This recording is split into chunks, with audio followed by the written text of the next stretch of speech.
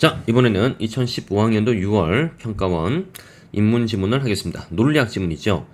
논리학 지문은 과학 지문하고 유사하게 독해를 해야 됩니다.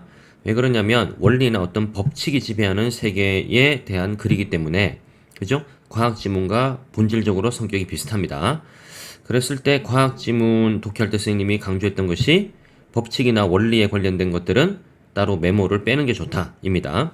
선생님은 지금 여기 뭐 여백이 별로 없기 때문에 메모의 시범까지는 보이지 않겠고, 대신에 메모를 해야 되는 부분들에 대해서는 따로 표시를 주도록 하겠습니다. 자, 일단 봅시다. 어떤 명제가 참이라는 것은 무슨 뜻일까 해서 참의 의미를 설명하고 있는 글이구나. 이 질문에 대한 답변 중 하나가 정합설이다. 자, 기본 화제. 정합설에 따르면 어떤 명제가 참인 것은 그 명제가 다른 명제와 정합적이기 때문이래요. 정합적은 뭐냐? 그러면 정합적이다는 무슨 의미인가? 정합적이라는 것은 명제들 간의 특별한 관계인데, 또 이 뭔데? 이 특별한 관계가 무엇인지에 대해서 전통적으로는 모순 없음과 함축, 그리고 최근에는 설명적 연관 등으로 정의해왔다니까는 요 세 개에 대해서 설명을 하면서 정합적이다를 설명하겠다는 거네요. 자, 먼저 정합적이다를 모순 없음 화제로 정의하는 경우에, 자, 추가되는 명제가 끊어야 되겠지. 이미 참이라고 인정한 명제와 끊고, 모순이 없으면 끊고, 정합적이고 까지 정도 정리하면 되겠죠. 자, 그래서 여기서 모순이 없다는 거가 포인트죠. 모순이 있으면 정합적이지 않다. 여기서 모순이란, 자, 개념어 은주는 민수의 누나이다와 은주는 민수의 누나가 아니다처럼 동시에 참이 될 수 없고 또 동시에 거짓이 될 수 없는 명제들 사이의 관계를 말해요. 자, 기본적으로 논리학에 어떤 개념 자체가 정의식으로 나와 있습니다. 그러면은 얘는 우리가 메모를 해야 되는 대상이다 라는 겁니다. 자, 됐고, 그 다음 정합적이다를 모순 없음으로 정의하는 입장에 따르면 은주는 민수의 누나에다가 참일 때, 그 다음에 추가되는 명제죠. 추가되는 명제 은주는 학생이다 는 앞의 명제와 모순되지 않기 때문에 정합적이에요. 그래서 모순이 없으면 정합이다. 여기가 포인트입니다. 그죠? 모순이 되지 않으면 정합적이다. 그 다음에 정합적이기 때문에 당연히 참이다. 그런데 정합적이다를 모순 없음으로 이해하면 앞의 예에서처럼 전혀 관계가 없는 명제들도 모순이 발생하지 않는다는 이유 하나만으로 모두 정합적이고 참이 될 수 있는 문제가 생겨요. 문제. 그럼 이 문제의 포인트는 뭐냐면 여기죠. 전혀 관계가 없는 명제. 고로 수업 시간에도 말했던 것처럼 어떤 여기서 구체적인 사례, 뭐 은주는 학생이다 이거를 떠올리기보다는 가장 기본적인 원리를 뽑아내는 게 관건이다 라고 얘기했어요. 그래서 여러분들이 이제 이 뒤에 어떤 문제들이 나온다 할지라도 국어는 지문 내에 나오는 정보로만 정답과 오답을 다 만들어. 때문에 뭐가 중요하다? 전혀 관계가 없는 명제가 중요하고, 자, 문제를 풀 때 전혀 관계가 없는 명제다 라고 판단이 되는 순간 모순 없음으로는 당연히 정합적이에요. 그죠? 무조건 정합적이다 라고 생각하면서 문제를 풀어야 되지, 머릿속에서 어떤 예시를 가지고 와서 논리적으로 그걸 따지는 그런 문제풀이를 해서는 에너지 소모만 생깁니다. 그래서 요거를 잘 기억해서 관계없는 명제는 무조건 정합적이다. 모순 없음에서는 이렇게 기억합니다. 자, 이 문제를 해결하기 위해서 정합적이다를 함축으로 정의한다는데, 자, 보세요. 이 문제를 해결하기 위해서 나온 것이 함축이지. 이 문제의 내용은 뭐죠? 정합적이면 무조건, 모순이 없으면 무조건 참이 된다는 거에 대해서 얘기를 하는 겁니다. 자, 그러면 이제 함축은 안 읽어봐도 뒤에 무슨 내용이 나오겠어요? 모순이 없다 할지라도 함축으로는 정합적이지 않다 라는 식으로 이야기가 전개될 것이라는 생각을 당연히 해야 됩니다. 함축은, 자, 은주는 민수의 누나이다가 참일 때, 포인트. 은주는 여자이다는 반드시 참이 되는 것과 같은 관계예요.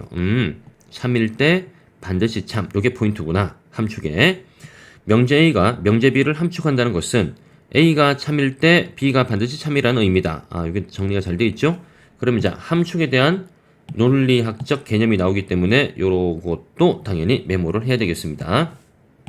가까이 붙여서.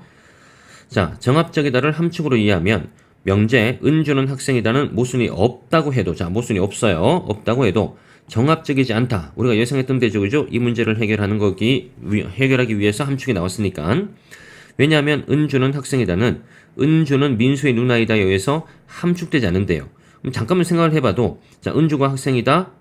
따라서 은주는 민수의 누나이다가 반드시 참여되어 있는 관계가 아니지, 그지? 누나가 아닐 수도 있잖아, 그지? 하기 때문에 자 여기서도 우리가 주의할 점은 뭐다? 다시 한 번 더 뭘 가져와야 돼요? 위에 보세요. 관계가 없는 명제. 관계가 없는 명제일 때 그럼 뭐다? 모순 없음일 때는 무조건 참이지만 함축일 때는 무조건 거짓이다. 라는 식으로 문제풀이에 우리가 임해야 되겠다라는 겁니다. 자, 그 다음. 그런데 정합적이다를 함축으로 정의할 경우에는 참여될 수 있는 명제가 과도하게 제한되는 자 문제점이니까 선생님 세모를 칩니다. 제한된다. 그래서 정합적이다를 설명적 연관으로 정의하기도 한다 해서 새로운 화제 설명적 연관. 자 명제 민수는 운동신경이 좋다는 민수는 농구를 잘 한다는 명제를 함축하진 않지만 반드시 참여되지 않는다는 뜻이지, 그지? 민수가 농구를 잘하는 이유를 그럴듯하게 설명해준다. 여기가 설명적 연관의 포인트입니다. 맞죠? 자, 그 역의 관계도 마찬가지다. 역도 성립한다. 그 다음에 두 경우 각각 설명의 대상이 되는 명제와 끊고 설명의 대상이 되는 명제와 그 다음에 설명해주는 명제 끊고 사이에는 서로 그죠? 서로 설명적 연관이 있다 라고 말한다. 자, 설명적 연관이 있는 두 명제는 서로 정합적이에요. 서로 정합적이기 때문에 그중 하나가 참이면 추가되는 다른 하나도 참이다. 이게 설명적 연관의 특징. 역도 성립하니까. 자, 설명적 연관으로 정합적이다를 정의하게 되면 함축 관계를 이루는 명제들까지도 포괄할 수 있는 장점이 있어요. 자, 여기서 중요한 거. 설명적 연관은 함축 관계를 뭐한다? 포괄한다. 그죠? 이것도 사실은 여러분들이 메모를 했어야 되는 부분입니다. 그죠? 포괄. 뒤에 자 함축 관계를 이루는 명제들은 필연적으로 설명적 연관이 있다. 뭐 같은 말의 반복이죠. 자 정합적이다를 설명적 연관으로 정의하면 함축으로 이해하는 것보다 많은 수의 명제를 추가할 수 있다니까는 과도하게 제한되는 문제를 해결할 수 있다. 그러나 설명적 연관이 정확하게 어떤 의미인지 그리고 그 연관의 긴밀도가 어떻게 측정할 수 있는지에 대해서는 아직 완전히 해결되지 않은 문제다. 이 문제와 관련된 최근의 연구는 확률 이론을 활용하여 정합수를 발전시키고 있다. 뭐 읽었습니다. 마지막은 별 의미가 없죠. 그래서 선생님이 여기서 형광펜으로 표시한 부분 있지. 최소한 이 정도는 여러분들이 메모를 해야 된다. 왜? 우리는 이제 경험을 통해서 뭘 할 수 있다? 이런 식으로 여러 개의 법칙이나 아니면은 여러 개의 어떤 핵심적인 개념이 등장할 땐 걔네들을 뭐 하는 역근 문제들이 출제되는 경향이 매우 높기 때문에 그죠? 애초에 그에 대해서 우리가 대비할 필요가 있다라는 얘기가 되겠습니다. 아시겠죠? 네, 마치겠습니다.